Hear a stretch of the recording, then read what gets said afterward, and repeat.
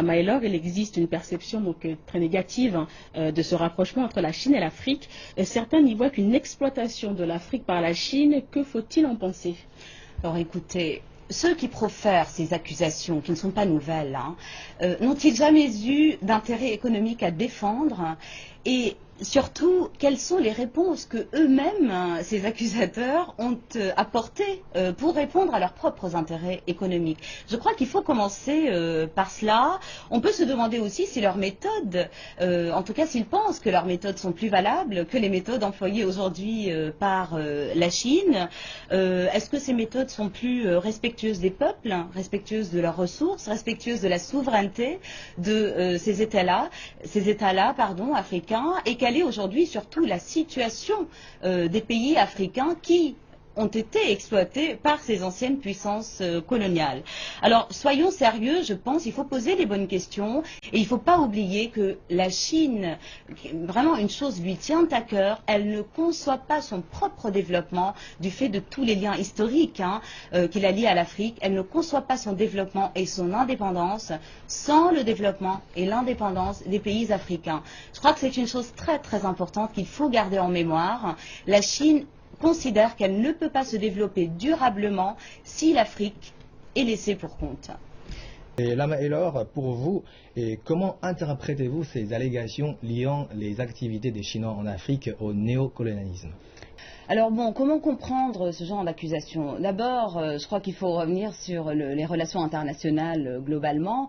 Si les bons sentiments ne sont pas absents, totalement absents des relations internationales, ils ne sauraient en constituer le socle. Bien évidemment, il y a des intérêts. Et la Chine, comme tous les autres pays du monde, a ses intérêts. Faut-il rappeler que c'est un pays émergent qui héberge une population d'1,5 milliard presque d'habitants et que par conséquent ses besoins en énergie notamment sont de plus en plus importants et en ressources naturelles de toutes sortes. L'Afrique est un continent qui peut lui fournir ses besoins, avec des contreparties bien évidemment. D'autre part, la Chine doit se prémunir contre des chocs comme on en a connu avec par exemple la crise financière internationale où la demande extérieure européenne ou américaine ne peut baisser. Donc il est bien évident que la Chine a des intérêts dans cette histoire. Mais d'un autre côté, si l'on regarde concrètement ce que fait la Chine en Afrique aujourd'hui, en fait, elle se charge de construire les infrastructures de base. C'est très important quand même de le rappeler. Ce sont des chemins de fer, des hôpitaux, des écoles, etc. Alors, c'est une lapalissade que de dire que si la Chine contribue à construire ces infrastructures, ça veut tout simplement dire qu'elle n'existait pas. Donc ceux qui adressent ces accusations de néocolonialisme à la Chine doivent aussi se rendre à l'évidence. La Chine fait des choses que eux-mêmes n'ont jamais faites auparavant, malgré la longévité de leur présence sur le continent africain. Alors qui exactement parle, je crois qu'on peut terminer là-dessus sur cette question de néocolonialisme, qui parle de néocolonialisme chinois en Afrique? Si vous regardez les sources de cette accusation, eh bien, force est de constater qu'elle est employée par les médias occidentaux, c'est-à-dire par les médias des anciennes puissances coloniales en Afrique.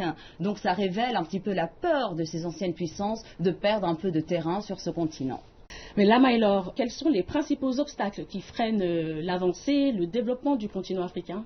Alors on pourrait faire de la mauvaise ironie pour répondre à cette question des obstacles et dire qu'en réalité ce qui semble être un obstacle au véritable développement, à la prospérité de ce continent, eh bien ce sont ses richesses naturelles. C'est le continent le mieux doté en ressources naturelles de la planète, mais ce genre de richesse, comme on le sait, c'est rarement une bénédiction et puisque cela attise les convoitises du monde entier, mais également les ingérences étrangères. La Maïlor, dernière question. Quelles sont selon vous les solutions pour remédier à cette situation qui dure depuis trop longtemps? Il faut que l'Afrique à mon avis, recouvre sa pleine souveraineté.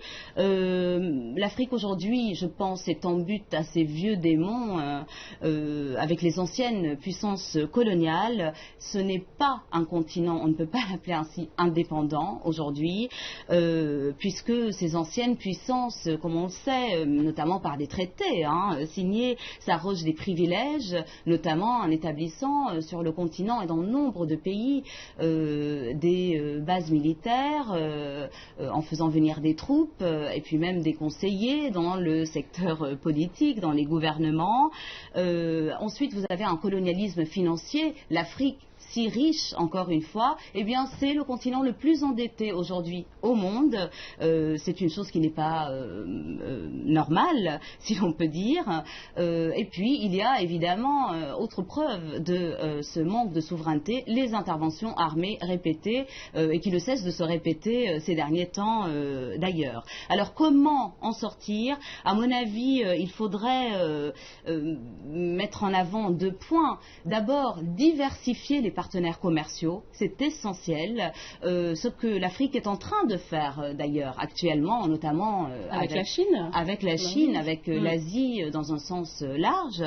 Et puis, il faudrait, pour recouvrer pleinement cette souveraineté, notamment sur les grands secteurs de l'économie, il faudrait un mouvement collectif africain. Nous avons vu que toutes les actions isolées n'ont pas porté de fruits, elles sont vouées à l'échec. On a vu l'exemple du Zimbabwe par exemple. En revanche, l'Afrique a réussi à imposer sa volonté, notamment auprès de la Cour pénale internationale, lorsqu'elle a exigé en fait de reporter les poursuites contre le président kényan Uhuru Kenyatta. Voilà donc à mon avis ce que doivent faire aujourd'hui les dirigeants africains, agir collectivement pour stimuler l'économie de leur continent. Merci.